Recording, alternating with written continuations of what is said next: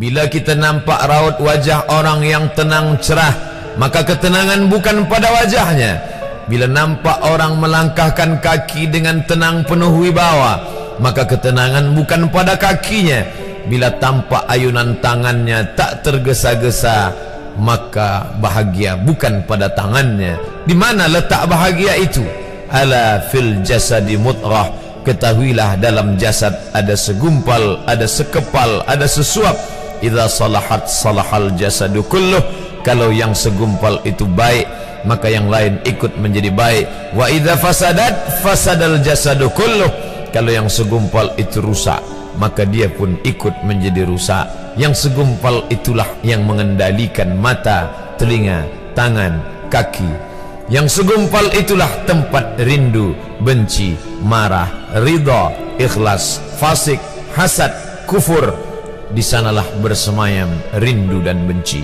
Maka jangan terlampau benci. Habib habibaka haunamma.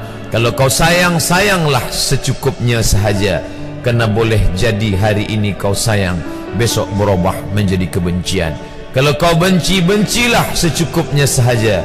Boleh jadi esok pagi dia menjadi orang yang tersayang. Berapa banyak puan-puan berkata, siapa itu? Itulah orang yang dulu paling aku benci.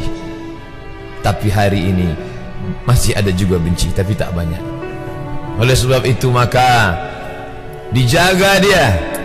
Yauma la yanfa'u malun. Hari itu tak ada guna harta, wala banun, tak ada guna anak, illa man atallah, kecuali orang yang datang menghadap Allah biqalbin salim, dengan hati yang salim.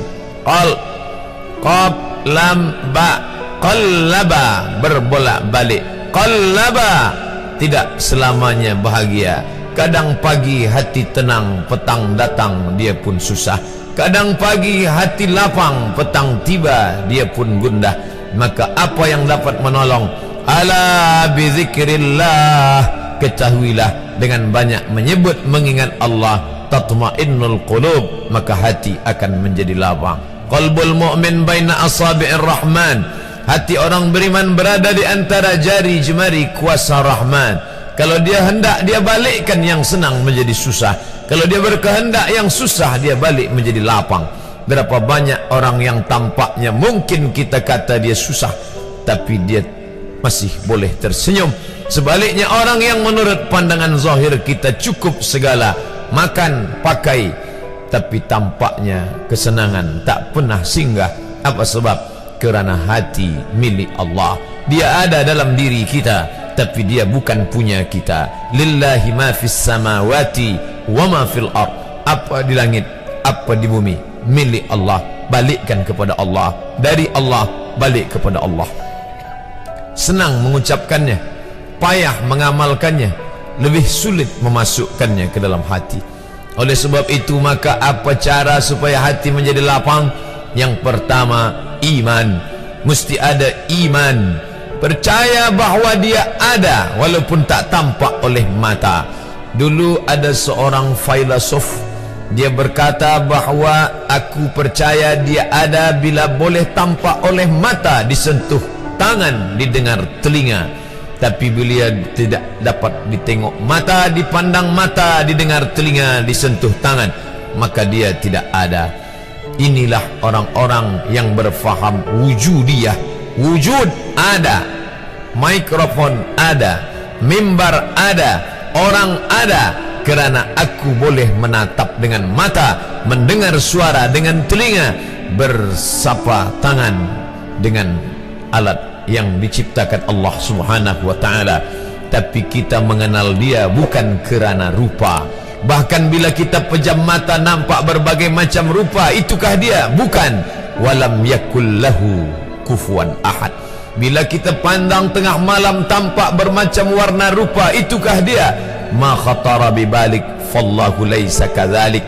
Apa yang terlintas di hatimu, maka dia tidaklah seperti itu. Dia tak dapat dipandang dengan mata. La tudrikuhul absaru, dia tak dapat ditangkap mata. Wa huwa yudrikul absara, dialah yang dapat menatap mata. Jangankan dia, wajah kita pun kita tak boleh melihatnya. Siapa yang boleh melihat wajahnya? Sementara belum dijumpai cermin, belum pandai orang membuat cermin, orang tak tahu bentuk rupa wajahnya bagaimana. Sampai suatu hari dia dalam perjalanan panjang, dia tengok ada pohonan rindang, lalu kemudian dia berteduh di bawah pohon rindang, menghindar dari panas terik matahari. Di bawah pohon rindang ada kolam air, maka saat dia akan mengambil minum dari air kolam, disitulah dia melihat wajahnya. Oh, begitu rupa wajah di dalam air kolam.